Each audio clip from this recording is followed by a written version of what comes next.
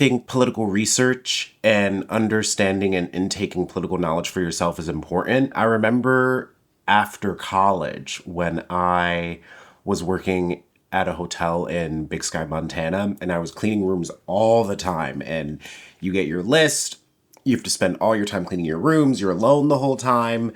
And because my floors were usually empty, I would try to listen to speeches throughout the day. Martin Luther King speeches, Malcolm X speeches, Fred Hampton, Huey Newton. And Malcolm X is a really great person to listen to. And James Baldwin is also a really great person to listen to. This was kind of when the civil rights movement was really popping off in 1961. Freedom rides were happening from May 1961 to December 1961, and this led to all sorts of violent attacks. But to give you a little bit of background about James Baldwin and Malcolm X, if you don't know already. I think, that the only way to live is know you're going to die.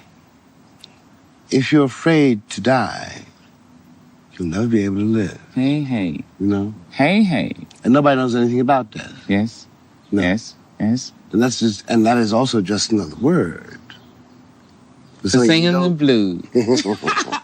James Baldwin, born August 2nd, 1924, died December 1st, 1978, was an influential American writer, social critic renowned for his novels, essays, and plays on themes of race, identity, sexuality. He wrote Go Tell It on the Mountain. He wrote Giovanni's Room. He wrote If Beale Street Could Talk. I've covered a lot of James Baldwin on this channel, and I think James Baldwin is a really amazing orator as well. His level of knowledge of literature and different aspects of human history, especially American history, his willingness to speak to an intrinsic humanity that we all have. And anytime anyone teaches you to believe in a God that doesn't look like you, you give them that God back. We don't want to be around that old pale thing. We don't want to integrate with that old pale thing. We don't want to sleep next to that old pale thing. No, we can do without him. You find that old pale thing, laying out in the sun, trying to get to look like you. Born May 19th, 1925, murdered on February 21st, 1965, a prominent African-American Muslim minister and human rights activist, he became a leading figure in the Nation of Islam before founding Muslim Mosque Inc. and the Organization of Afro-American Unity. On April 25th, 1961, Baldwin and Malcolm X engaged in a debate addressing the nature of racism in America and the effectiveness of the sit-in movement. Malcolm X criticized the passive approach. He stated, if their goal is integration, it's not a worthwhile one. But if their goal is freedom, justice, and equality, then it is a worthwhile one. Family. Now, they had a different look or a different air or a different attitude than that which is... It's so useful to watch these debates because you do get to see and hear how much the facilitator matters. Like, a lot of these debates are stages where, like, Malcolm X or James Baldwin are either with an ally or various adversaries. And in this conversation, there's the host, who's obviously a knucklehead. And then there's this other guy who I think has researched the Nation of Islam and Black Islam and is kind of there as an expert opinion, but is obviously sort of denigrating the movement for certain aspects of the self-defense that Nation of Islam kind of purports. And it is very interesting because this debate starts off with the interviewer basically asking Malcolm X, like, is the Nation of Islam, like, against passive resistance? Are they against nonviolence? Our panel here to my right, Mr. Malcolm X, minister of the Temple of Islam, number 7 in New York City. About any warfare, if the ex-slave in America has to go to war with his former slave master to get what is his by right, then that in itself is a condemnation of the former slave master. If Lincoln issued the Emancipation Proclamation 100 years ago, which means we're supposed to be free, we're supposed to be citizens, we're supposed to be protected by the Constitution that we fight and die for, and yet at the same time today, the so-called Negro is knocking at the White House door, still begging his master to pass legislation that will give him recognition or protection by the Constitution that he is supposed to represent him. I think, sir, that the man who is depriving him of these rights cannot open up his mouth and say that it would be war. It would be wrong to go to war against him to get these things. Because when I was younger, I did mock trial, and it made me fascinated with debate and philosophy and language. And I think it's one of the reasons that I enjoy like public speaking and videos and essays, because I do think the ways that people form arguments and also the ways that they push back against disagreements is so fascinating. This is a logical technique where you take the premise of a question or argument and extend it to its logical conclusion, exposing contradictions or absurdities. Another rhetorical move is turning the question back on itself, or counter-questioning, where you reveal the flawed assumption behind the question. This is commonly seen in Socratic dialogue, where a question is deconstructed to expose faulty logic. Who has committed most of the violence here? Like the Nation of Islam, we check people for guns and weapons. We are a big proponent of self-defense, but to whiteness, self-defense looks like terrorism. This counter-questioning, I think, is so vital in today's day and age.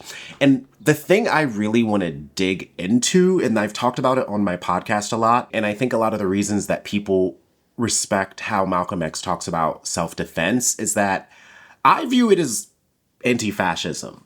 Like, if whiteness is a fascist force that controls the economy, that controls our educational system, that controls the police and prison systems, that still uses laws from Britain and maritime laws to influence the rules and laws that dictate the world that we live in now, what should our logical kind of conclusion be? Instead of asking Black people if we have the right to defend ourselves, to violently defend ourselves, instead we should be looking at what has created the conditions for us to even have to need to defend ourselves in the first place. And what is wild is that there's a part of this debate where I think it's the interviewee basically says, well, like Nation of Islam claims that they want to do all this stuff, but who's helped Black people as much as white people?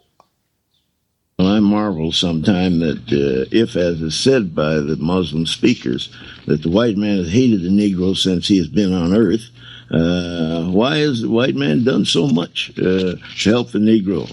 For example, I noticed they abolished the slave trade in Africa and from here to Africa, and I don't know when any of the Muslim states have done that. They've set up schools and clinics and hospitals and asylums and colleges throughout all Black Africa.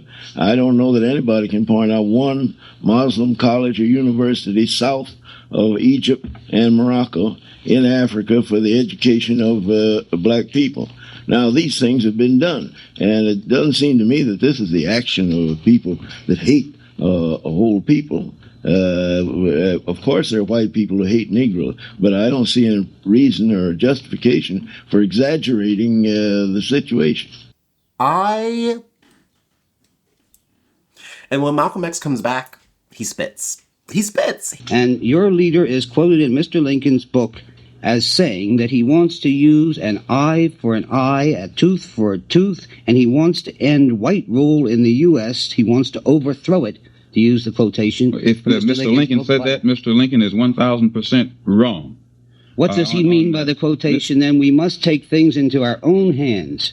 What does it matter if 10 million of us die? There will be 7 million of us left. If you have if you have crimes, such as those that were committed against Emmett Till, and the government itself could go into Mississippi and find the exact culprits who committed the crime, or the type of crime that was committed against Mac Parker, and again the government agents go in there and find the culprits who were guilty of murdering Mac Parker, and then turn around and the government admit that it is not able to bring those murderers to justice, I think that it would be insane on the part of any man to deny the family of Mac Parker or the family of Emmett Till the right to come together and defend themselves, since the government admits that it can't. It is helpless to defend them. I take that to be your justification of the use of violence by Negroes. If America is justified in retaliating against Japan when Japan strikes her, or retaliating against Germany when Germany strikes her, or retaliating against any other country to defend herself from attack, I think that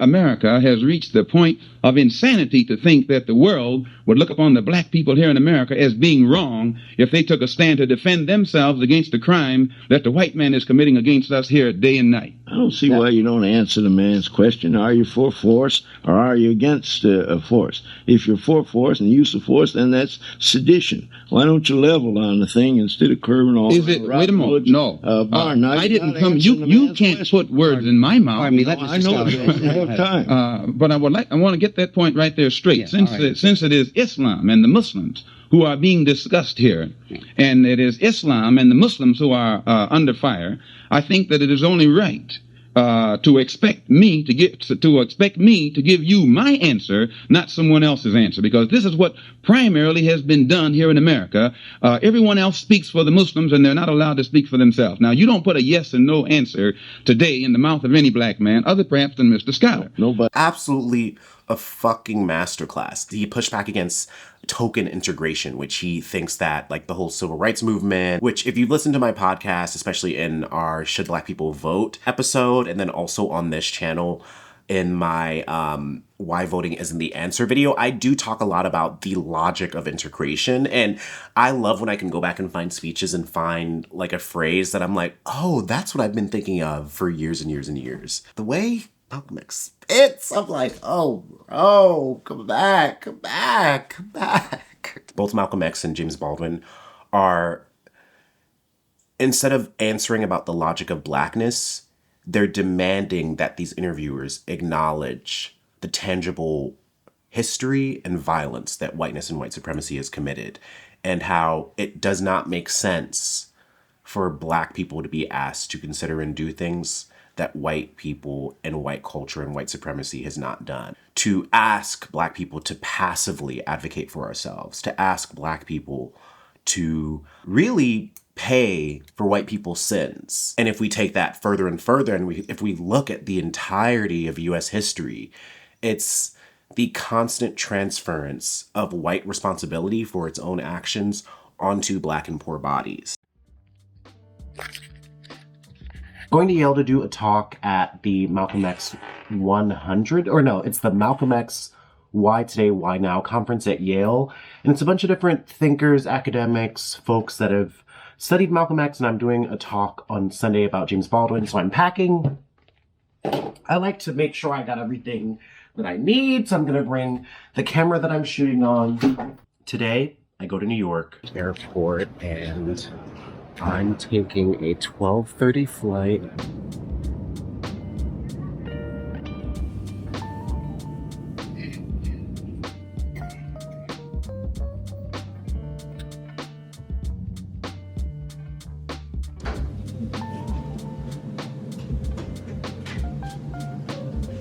Okay, we have made it! This is the second time I've entered this room, if you can't already guess, because it's a vlog. 2-hour taxi ride, 2 hours. It's 6 p.m. The journey here was fine. I ended up reading a lot of this book that I've been meaning to read all the way through for a few years. It's called Police: A Field Guide, and it's giving me a lot of new ideas for new videos.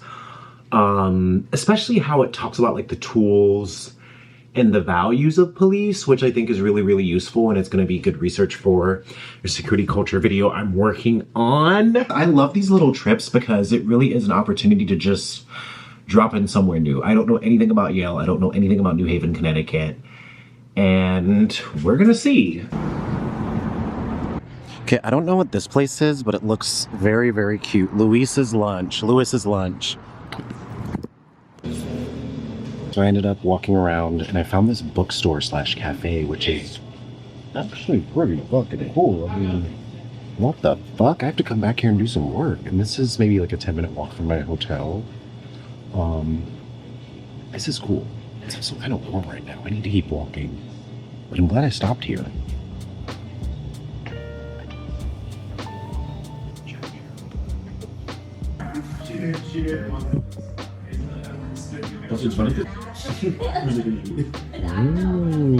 So I just finished eating some food. That ramen was really good. And now one thing I really have to understand about cities is that Google Maps will have you turn all kinds of ways, but I'm walking this way and I'm going to this talk, which is a woman that started the Malcolm X Museum. And it's supposed to be like 2 hours. So I'm probably going to be about 20 minutes late. We made it! Here it is! Let's go. Cultures, and particularly here, I think, in our sort of American parlance, these birthdays and these moments of the passage, marking the passage of time, are incredibly important. They give us an opportunity not only to remember, to celebrate. In 1960, in October, to speak at the law school. A lot of books and publications note it as 1962, and it's incorrect. He came in 1960, facilitated by the NAACP here in New Haven, and he debated one of the leaders of the NAACP at the law school on what was the future of the Black American. It was said that nearly 400 or 500 students, passionate about Brother Malcolm's message, came and flooded the law school. The auditorium was packed. And Brother Malcolm delivered a barnstormer which was discussed for weeks in the pages of the Yale Daily News. As Iman reminded us yesterday, the same afternoon that Brother Malcolm spoke at the law school, Richard Milhouse Nixon was on the New Haven Green, promoting his political agenda, the diametrically opposite political agenda of Brother Malcolm, and they were both here in New Haven at the exact same time. In 1961, Malcolm returns, this time to debate the famous conservative Black journalist Louis Lomax with. Amazing, the message. So it spoke again to my spirit of resistance, Our dear sister was listening to Malcolm. Our dear sister heard Malcolm.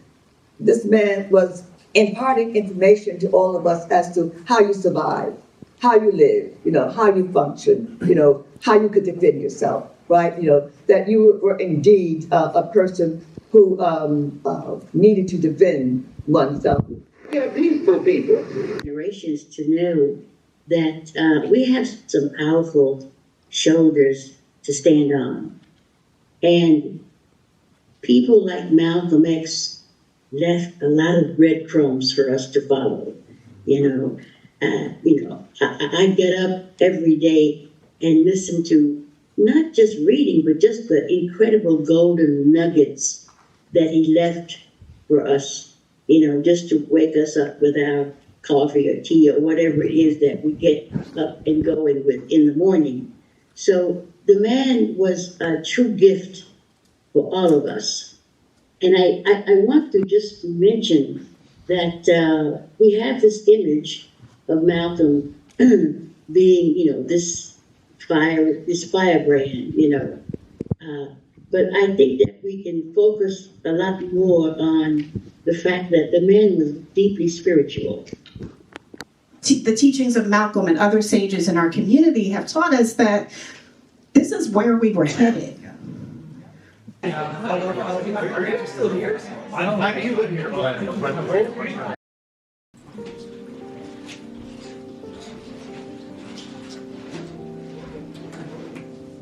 It's the next morning.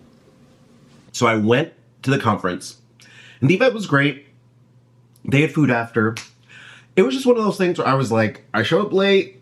I met one person here who recognized me from YouTube. I didn't meet anyone else because, there's the talk, then after there's a reception. And granted, you can stand around and say, hey, can I talk to y'all? But I didn't really feel like doing that there. I was just kind of looking at the crowd, looking at all the people, and I was just kind of thinking, I can eat my grape leaves, stare at this book table, smoke my weed pen outside, hang out for 20 minutes, and then I left. But I left, and I started walking around, and then I started to go to this bar that was in the bottom of a brownstone. Went to this bar, realized it was a gay bar, ended up sitting down by my second beer of just sitting alone and vibing, because sometimes I like doing that at bars. I'm trying to do that more, especially gay bars. Decenter men, please. And I sat at this bar, and then because I was near where people ordered, these older gay friends came over, and I ended up talking to them, and they were definitely more well-to-do white gays, because they were mentioning all the Tesla stuff, and they were like, oh, white people went after Tesla. And I'm kind of like, why do people care about what rich people feel? I don't know. And it kind of reminded me of how my mom says at her job, she doesn't talk about politics, religion, or I don't know. It just reminds me of whatever. So I was just at this bar talking to them, and it could have been like blah, blah, blah, but I was just there. And honestly, as soon as they started mentioning that stuff, I was just thinking, okay, let's change the topic, because I'm here to vibe. And I was kind of hoping they would eventually buy me a drink. So we chatted, and then they mentioned, like, we've been going to this bar for like 40 years. This bar has been here for 100 years. I'm like, what the fuck? And they were friends who'd known each other for years and years. One of them, the one closest to me, was just complimenting me a lot. Not in like a weird way, but just like, oh my God, you're so beautiful. How do you not have a boyfriend? Or your skin's so weird. And then I don't know, the other thing is like, he was like, oh, I only date people of color.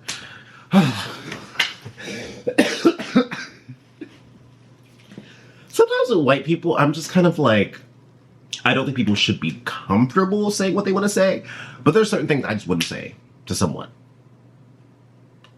There's just certain things I wouldn't say to someone. I don't know. And then, this is how you know sometimes I'm here for the plot. So we chatted, they ended up mentioning, oh, there's a younger gay bar that's kind of co-owned by this spot. Like, you don't know about that? I said, I had no clue. And they said, we're going there next. It's a bar called Partners. Went to Partners. Cool vibe. 2 floors. The first floor has like this circular bar, metal kind of ceiling. I thought it was cute. I ended up talking to them for a little bit. And then this guy head nodded at me. I thought he was kind of cute. But you know, sometimes it's just like, I just want to talk to someone new. So I went to the bathroom and then ended up going up to that guy while he was talking to some other people. And these other people he was talking to, one of them reminded me of my cousin. So basically, ended up chatting up this guy who studies engineering at Yale. I don't fucking remember. I just know he mentioned his graduate degree, and I think initially I was just kind of like, but he's studying cool stuff. So I met those people, and then there's a drag show that was going to start upstairs. Then I went up to the drag show. We love Malcolm X. I love Malcolm X. You love Malcolm X.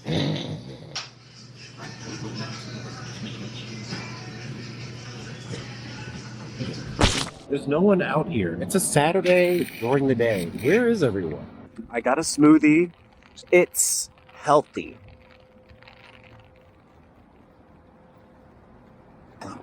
I don't know about this smoothie. Okay, we're going to where the talks today are. I'm probably gonna go to like 1 or 2 talks. I think this first one is about Gaza, which I'm honestly really, really excited for.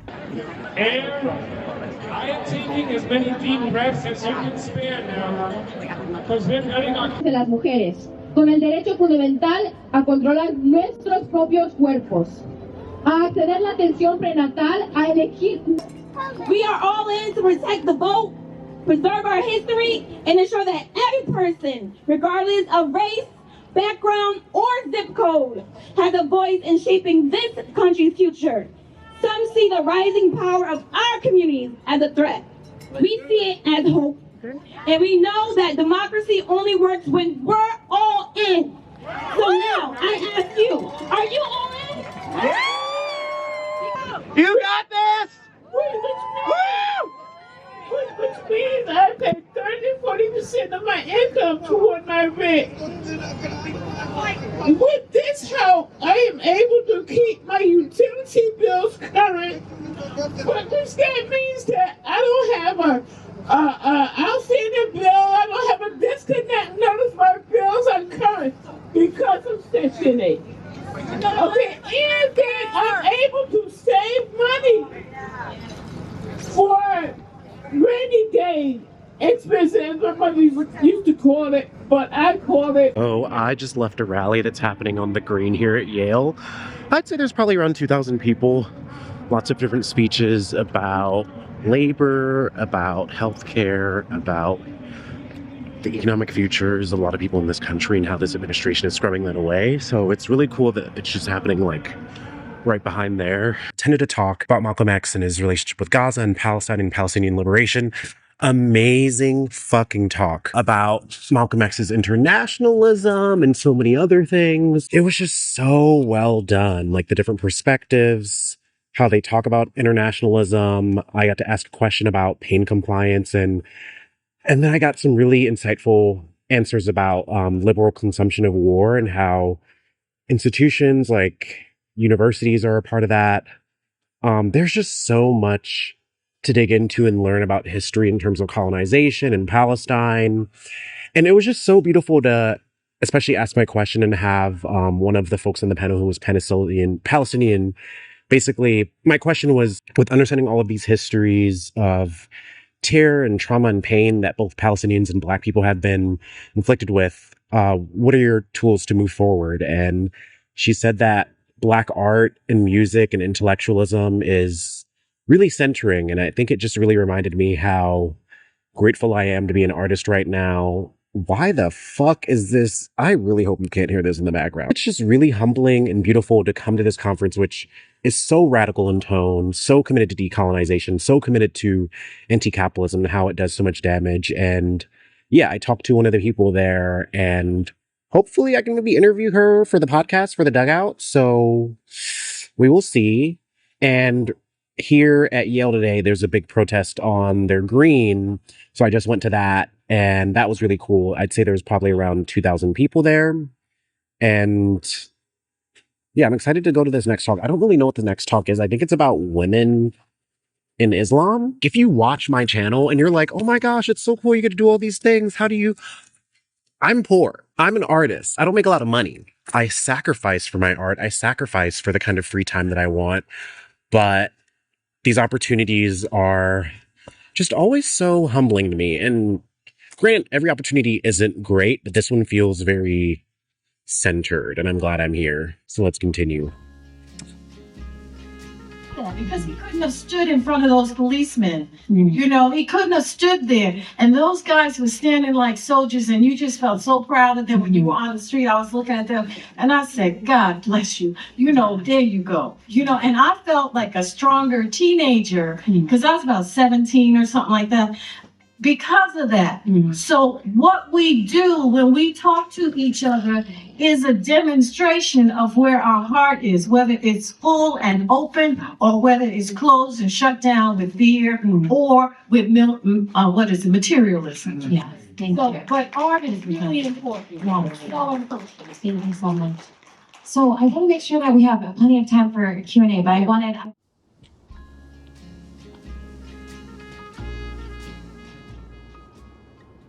So another talk just finished. This one was about women in Islam and their effect on Malcolm X. Another stellar panel. Took a lot of notes, asked a question about the gendered nature of revolution and revolutionary texts, which was really good. And then I connected with someone after whose mentor is Sekou Odinga. Yeah, I'm gonna have a lot to say about this conference after, but it's really fucking amazing.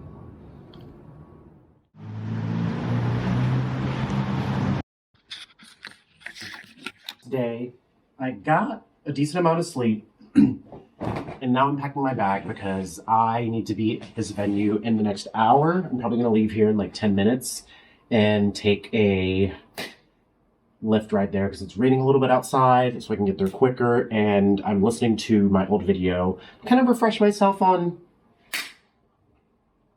the script. Let's do it.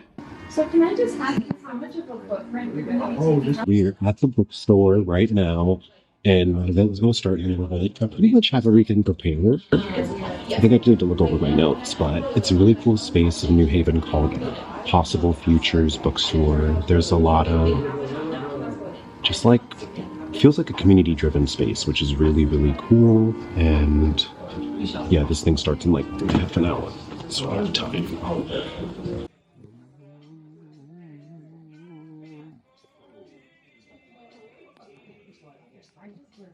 Tears seemed futile, but I may also have been afraid, and I could not have been the only one. That if I began to weep, I would not be able to stop. I started to cry. I stumbled. Sammy grabbed my arm. The story of the Negro in America is the story of America, and it's not a pretty story. Beautiful question and thing to think about, but for me it comes down to both of their commitments to truth-telling. I mean, I think if we look at Martin Luther King, Malcolm X, and like how James Baldwin related to both of them. With Martin, there was this kind of optimism and Black hope that James wanted to offer through like a lot of the work that MLK and other folks were doing in the civil rights movement. He approached the civil rights movement and a lot of the organizing like journalistically, but also lent a hand and was an advocate and would show up to things, do get out to vote drives. His respect for Martin was much more about the possibilities of what the civil rights movement could earn Black folks.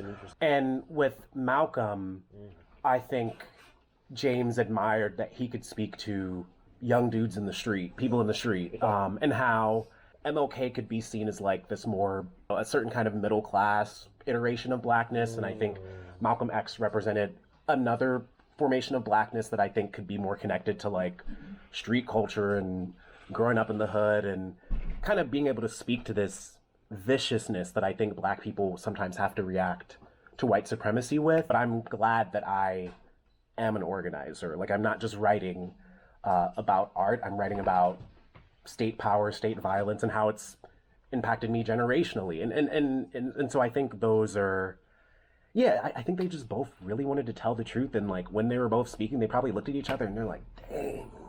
Made it back from New Haven, Connecticut, from Yale. First, this is kind of one of the first things I've done like directly related to my YouTube, which has been really cool.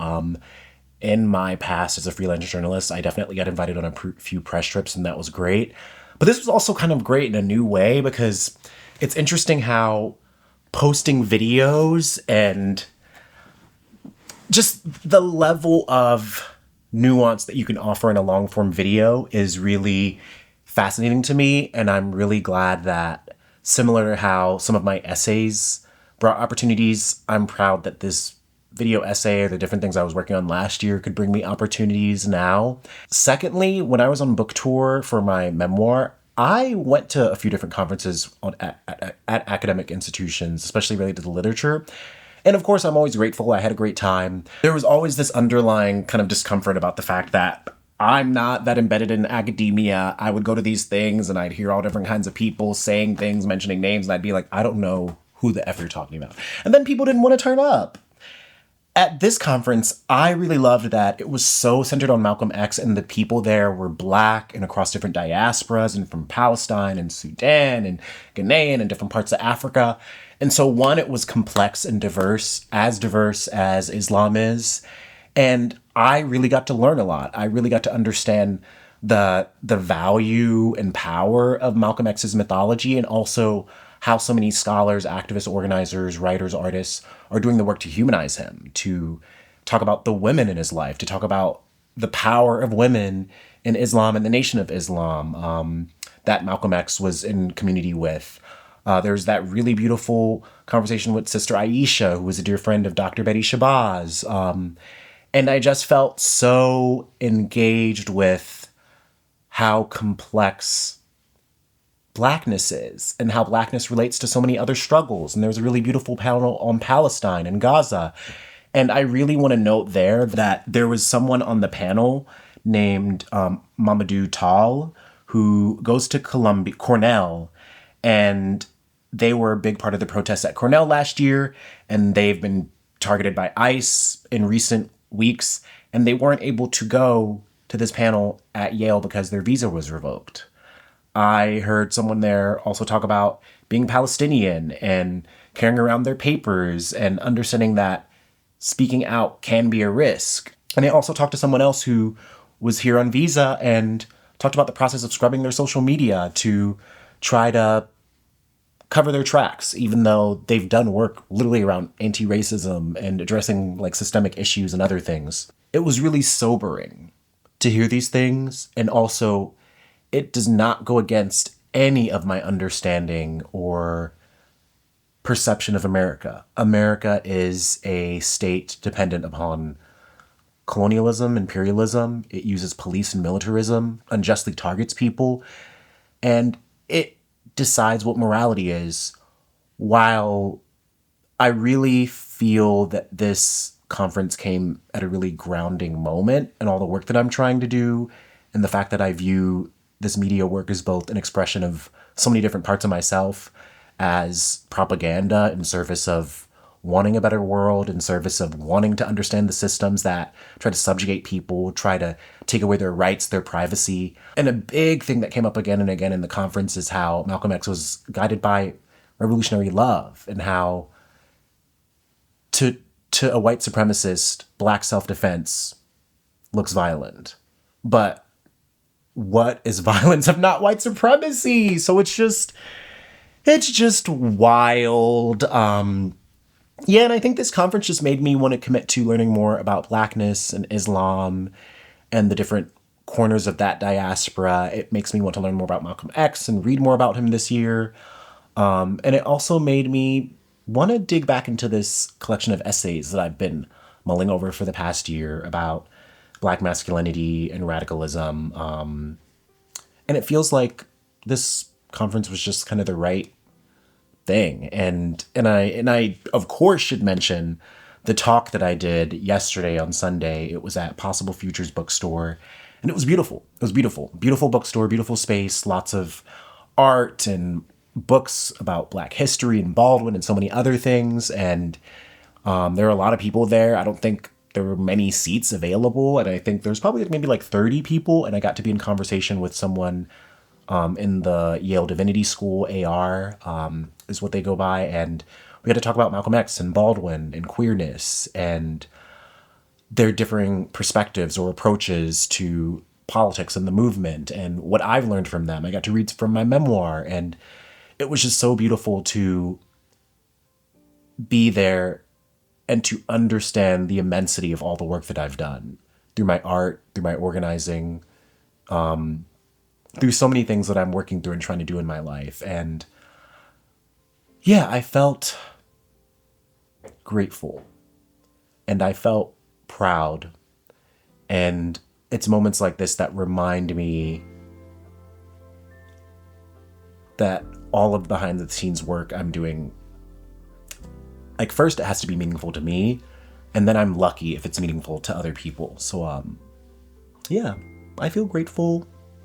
And if anyone's out there, invite me to more things. Yeah. All right. I'm gonna go. Ooh. Remember to hydrate.